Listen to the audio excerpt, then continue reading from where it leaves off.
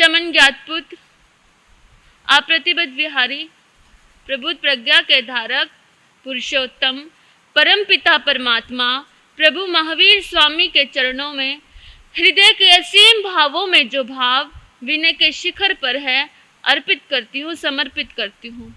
आइंबिल तपराधिका दादी गुन्नी जी के चरणों में कोटिशः वंदन नमन। मम आराध्य गुन्नी जी के चरणों में वंदन नमन। गुरुवरिया के चरणों में वंदन नमन। आप सभी का आभार। भगवान महावीर है ना? कौन है भगवान महावीर? हाँ, धर्म तीर्थंकर। तीर्थंकर कौन? 24 तीर्थंकर। तीर्थंकर कौन? तीर्थ क्या? तीर्थ, आप लोग तीर्थ यात्रा पे जाते हो? हाँ, कोई तीर्थ यात्रा पे गए हो? पालीताना वगैरह गए हो? तीर्थ क्या है? भगवान ने क्या तीर्थ बनाया? किसको बनाया? साधु, साध्वी, श्रावक, श्राविका। श्रावक, श्रावक क्या होता है? आप सब श्रावक श्राविका है। शास्त्र की भाषा में आपको श्रावक श्राविका बोलते हैं। श्रावक क्या होता है? आप लोग हो ना श्रावक? बताइए श्रावक, श्रावक क्या है? हाँ जी, जो श्रवण करता है। वाह, कितनी अच्छी बात है। जो श्रवण करता है। क्या श्रवण करता है? श्रवण मतलब सुनना। जिसको सुनना आ गया वो क्या है? श्रावक। क्या है? आपको आ गया सुनना, हमें आ गया सुनाना। किसको सुनना? क्या सुनना? किसको सुनना? जिसकी वजह से सुनना हो रहा है उसको सुनना। किसकी वजह से हो रहा है सुनना? आप लोग सुन रहे हो, किसकी वजह से सुन पा रहे हो?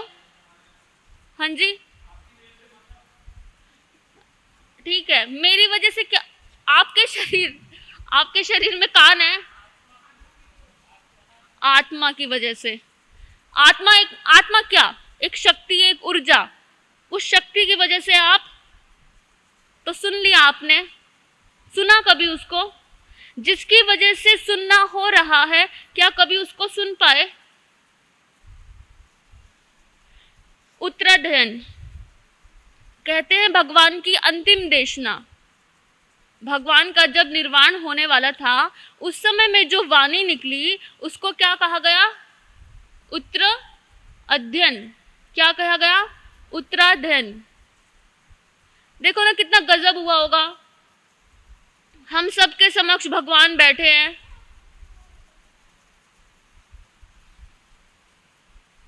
भगवान कह रहे हैं कि कुछ समय की बात है, फिर ये जो भगवान, ये जो महावीर नामक आपको शरीर दिख रहा है वो दिखने वाला नहीं है।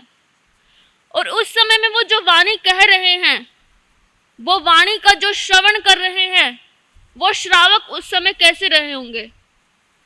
आपकी आपका कोई प्रिय है, आपकी पत्नी, बेटा, जो भी है, ठीक है, आपके सामने वो बैठा है, आपको पता है कि अभी कुछ देर में मर जाएगा। क्या हालत होगी आपकी?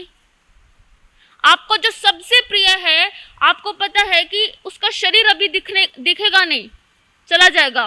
क्या हालत हो जाएगी हमारी सबकी? बेचैन हो जाएंगे, हम पागल हो जाएंगे। वैसे ही भगवान महावीर बैठे हैं, उनके गंधर्वों को पता है, उनके शिष्यों को पता है कि ये भगवान की अंतिम देशना है, तो क्या वो दुखी हुए होंगे? भगवान के जो शिष्य है, जो इनके श्रावक है, क्या वो दुखी हुए होंगे? बताओ। गौतम तो थे नहीं, गौतम होते तो चीखे मार के उसी वक्त रोने लग जाते। क्या दुखी हुए होंगे? फिर जो दुखी हुए होंगे उन्होंने महावीर को जाना ही नहीं होगा। जिन्होंने महावीर को जाना होगा वो तो उस समय दुखी होंगे नहीं, क्योंकि जिसने महावीर को जान लिया उसने जान लिया कि ये शरीर जो दिख रहा है वो महावीर तो है ही नहीं। महावीर है क्या? जो शरीर उनको दिख रहा था क्या वो महावीर था? नहीं ना, महावीर तो कुछ और ही आयाम है। वो वही आयाम है जो आपके भीतर बैठ के आपको दिखा रहा है। जो आपके भीतर है, जो महावीर के भीतर है ना, वही आपके भीतर है। सच्ची बात है, बिल्कुल। महसूस हुआ है कभी? कभी किसी पेड़ को देख के, झरने को देख के, नदी को देख के, कोई गीत सुनकर कभी ठहरे हो? मन हो जाता है कि आहा कितना सुंदर है, ये पहाड़ कितने सुंदर है। हुआ है कभी ऐसा? कोई चीज मन को बहुत अच्छी लगती है और वहीं 2 मिनट के लिए रुक जाते हो। हुआ है ऐसा? वो आप हो, वो ही आप हो, जहां क्षण भर के लिए आपका मन रुक जाता है और जिस आनंद की अनुभूति होती है वो आप हो। सुंदरता उस पेड़ में नहीं, उस पहाड़ में नहीं, उस समुद्र में नहीं, नदी में नहीं, किनारे में नहीं, कहीं भी नहीं, वो आपकी है। तो भगवान महावीर की अंतिम वाणी है उत्तराध्ययन, जो भगवान महावीर ने अपने अंतिम क्षणों में कहा। भगवान महावीर के क्या मतलब? भगवान महावीर के उस शरीर के द्वारा जो शब्द कहे गए वो है उत्तराध्ययन। समय का प्रभाव पड़ा, कुछ अध्ययन लुप्त हो गए। आचार्यों ने फिर भी तोड़ जोड़ कर हमारे सामने उत्तराध्ययन पेश करा। तो हम अभी उस उत्तराध्ययन का 9वां अध्ययन श्रवण करने जाएंगे। श्रावक बन जाओगे? बनोगे श्रावक? हाँ, श्रावक बनने के लिए सुनना पड़ेगा। और सुनना वही होता है जो भीतर जा सके, जो आपके भीतर को टच कर सके, छू सके। जहां आप क्षण भर के लिए रुक जाओ तो आपका सुनना होगा। बनोगे श्रावक? उसके लिए क्या करना पड़ेगा? श्रावक बनने के लिए क्या करना पड़ेगा? श्रावक कौन बन सकता है? अपनी भरी भरी मान्यताओं को लेकर बैठकर क्या मैं श्रावक बन सकता हूँ? मेरी मान्यताएं हैं, मेरी मान्यताएं, मैं क्या हूँ? लड़की हूँ, स्त्री हूँ, साध्वी बन गई, गौतमी बन गई, अभी फट्टे पे बैठी हूँ, ये सब मेरी क्या है? मान्यताएं। मान्यताएं मतलब माना हुआ। आपकी मान्यताएं क्या है? सामने महाराज जी बैठे हैं, हम सुन रहे हैं, फिर उस सुनने में आपको क्या करना है? आपकी बुद्धि, आपकी क्या, हम सब की बुद्धि काट करती है। अरे ऐसा नहीं, उस महाराज जी ने ये सुनाया था, उस महाराज जी ने ऐसा सुनाया था। क्या सुनाया था वो कभी हमारे भीतर जाता ही नहीं। वो क्या कह रहे हैं वो हमारे भीतर कभी जाता ही नहीं, टच करता ही नहीं। महाराज जी अच्छा बोल रहे हैं, महाराज जी ने ये अच्छी बात कही, क्या अच्छी बात कही वो हमारे भीतर? पहले थोड़ी झाड़ू लगा लो दिमाग में, मन में, फिर अंदर प्रवेश करेंगे। तो 9वां अध्ययन है नमी पवज्जा। नमी राजश्री के नाम से 9वां अध्ययन क्या कहते हैं? चयूण देव लोगाओ उवन्नो मानुसामी लोगामी उव संत मोह निजो सरई पौराणियंग जायंग। उव संत मोह निजो, उव संत मतलब मंदता, मोह निजो, किसकी मंदता? मोह की, मोहन्य कर्म की मंदता। उसकी वजह से क्या हुआ? पूर्व जन्म याद आया। जब हमारा मोहन्य कर्म मंदता में होता है, मोहन्य कर्म क्या है? क्या है हमारा मोहन्य कर्म? मोह किससे है आपको? सबसे ज्यादा मोह किससे है? सबसे ज्यादा अविद्या क्या है? मैं ये शरीर। सबसे ज्यादा क्या है? मैं ये शरीर। फिर इस शरीर से जुड़े सारे रिश्ते, ये मेरा, ये मेरी पत्नी, ये मेरा घर, ये मेरा बिजनेस, ये सब चीजें। इन चीजों में मंदता हुई तो पूर्व जन्म याद आया। किसको याद आया पूर्व जन्म? नमी राजश्री को। नमी राजश्री कौन है? जो 7वें देवलोक से आकर मिथिला नगरी के क्या बने? राजा बने। सुनी होगी आपने कहानी नमी राजश्री जी की, है ना? लेटे हुए हैं शैया पर, शरीर में बहुत पीड़ा हो रही है, बहुत पीड़ा हो रही है, करवटें बदल रहे हैं, उनके ऊपर चंदन लगाया जा रहा है, उनको हवा की जा रही है, पर उनको सुख नहीं हो रहा, तड़प रहे हैं, भयंकर वेदना हो रही है, भयंकर वेदना हो रही है। लेटे हैं, करवटें बदली जा रहे हैं, बदले जा रहे हैं, बदले जा रहे हैं। तो अचानक से कानों में क्या आवाज़ आती है? उनकी जो पत्नियां हैं क्या कर रही हैं? वो चंदन घिस रही है। क्या कर रही हैं? चंदन घिसते घिसते उनकी चूड़ियों की आवाज़ बहुत ज़्यादा हो रही है। तो नमी राशि ने कहा, अरे इतना शोर किस लिए है? किस लिए इतना शोर हो रहा है? मेरे कानों में ये चूड़ियों की आवाज़ बर्दाश्त नहीं हो रही। तो उनके दास दासियों ने बताया रानियों को कि महाराज को आपकी चूड़ियों की आवाज़ बर्दाश्त नहीं हो रही। तो रानियों ने क्या किया? सारी चूड़ी निकालकर एक एक सुहाग की चूड़ी हाथों में रखकर चंदन घिसना शुरू किया। तो नमी राशि ने कहा कि अभी तो इतना शोर हो रहा था, अभी सारा शोर कहाँ चला गया? क्या अब वो चंदन नहीं घिस रही हैं? दास दासी ने बताया, चंदन तो घिस रही हैं प्रभु, पर उन्होंने सारी चूड़ियाँ उतार कर एक एक चूड़ी हाथ में रख ली है। अभी देखो, एक एक चूड़ी, ये एक शब्द ने नमी राशि को इतनी जोर से पकड़ा कि वो छूट ही नहीं पाए। एक अकेला, जो अकेला है, क्या है अकेला? आप सब बैठे हो यहाँ पर, आप सब चाहे परिवार में हो, परिवार के साथ जन्म हो, आपका परिवार दिख रहा है, माँ दिख रही है, बहन दिख रही है, बेटी दिख रही है, सबको छोड़ते जाओ, देखो भीतर, आप अकेले हो। जब आपको पीड़ा होती है, कुछ दुख होता है, आपको अकेले को होता है। आपका पूरा परिवार साथ में खड़ा है, लेकिन दर्द अगर आपको है, आपकी कमर में, घुटनों में, तो आपको है। तो क्या है वो अकेलापन? ये अकेला, मैं अकेला।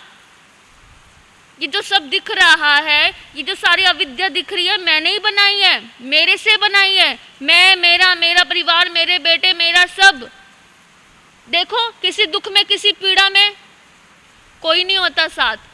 तो इस एक चूड़ी के शब्द ने नमी राशि को इतना पकड़ा कि उनके सारे मोहने कर्म क्षीण हो गए और उनको पूर्व जन्म का ज्ञान हुआ।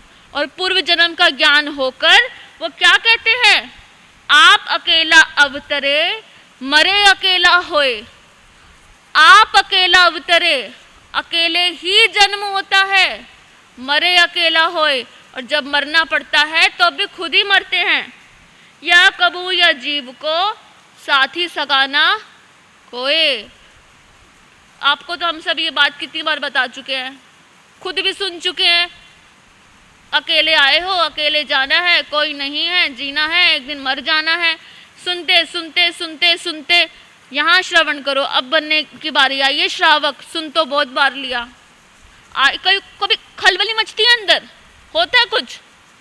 जैसे ही अभी कोरोना वायरस का टाइम था, कैसे कैसे समाचार आते कि ये मर गया, वो मर गया। आपके भी किसी न किसी रिश्तेदारों में किसी न किसी की पास में मृत्यु हुई होगी। जैसे ही विचार आता है मृत्यु का कि ये मर गया, क्या होता है अंदर? एकदम से भय उत्पन्न हो जाता है, मौत दिखने लगती है, सब छूटने लगता है, टूटने लगता है। क्यों? क्या जो सामने मरा है उसका भय है? हो ही नहीं सकता। जो सामने मरा हुआ है उसके लिए पीड़ा हो ही नहीं सकती। टूटता क्या है अंदर का? आप टूटते हो, आपकी अपेक्षा ही टूटती हैं। आपने जो इतना फैलाव किया हुआ है उस सामने वाले के साथ, फिर भी हमें कुछ नहीं होता। मृत्यु दूर नजर आती है ना, दूर खड़ी नजर आती है। अरे अभी रिश्तेदार में मृत्यु हुई है, अभी इसमें हुई है। अगर अपने घर में ही हो जाए तो, अगर पास का रिश्ता है तो भी ठीक है, बेटा है, भाई है तो टूट जाओगे। सास ससुर है या कोई और दूर का रिश्ता है तो भी दूर। और जब खुद की आ जाए तो पता है ना, एक दिन तो मरना ही है, मरना ही है, पता ही है। पैदा हुए तो मरना ही है, तो जाग जाओ ना। क्यों अविद्या में फंसे हो, मैं मेरा करके? फिर भी फंसना है। लेकिन नमी राशि तो नमी राशि थे। क्या बोलते हैं? आप अकेला अवतरे, मरे अकेला होए। या कबू या जीव को साथी सगा ना कोई। कोई किसी का साथी नहीं, कोई किसी का सगा नहीं। मन में विचार आया, कोई किसी का साथी नहीं है, निकल लो यहाँ से। पूरा राजपाट छोड़कर निकल लिए नमिराश्री। कोई कमी थी उनको? बड़े से बड़े महल था, बड़े से बड़ा धन वैभव, दासी दासी, रानी रानियां सब थे, निकल लिए। क्यों? क्योंकि आप अकेला अवतरे, मरे अकेला होए। अभी गाथा क्या कहती है? जायंग सरितु भयवंग सहे सुबुद्धे अनुत्तरे धम्मे पुत्तम थवितु रचे अभिनिखमई नमीराया। पूर्व भव का स्मरण कर जाति स्मरण हो, सब चीज को जान कर नमी राजश्री अपने पुत्र को राज्य देकर निकल पड़े। अब राज्य देने के बाद क्या होता है? देव आके उनसे क्या प्रश्न पूछता है, और वो देव आके ये कहानियां, ये कथाएं जो हम सुन रहे हैं, सुना रहे हैं, क्या महत्व है इनका? नमिराश्री तो चले गए मोक्ष, ये क्यों आचार्यों ने ये यहाँ पे क्यों लिख दिया? क्योंकि नमिराश्री कोई एक नहीं है, कोई एक व्यक्ति नहीं था जो हो गया खत्म हो गया, रोज हो रहा है। कहीं ना कहीं किसी नमिराश्री को इसको पढ़ने की जरूरत है, और पढ़ के होने की, इसलिए ये कथा कहानियां कही जाती हैं और आपको सुनाई जाती हैं।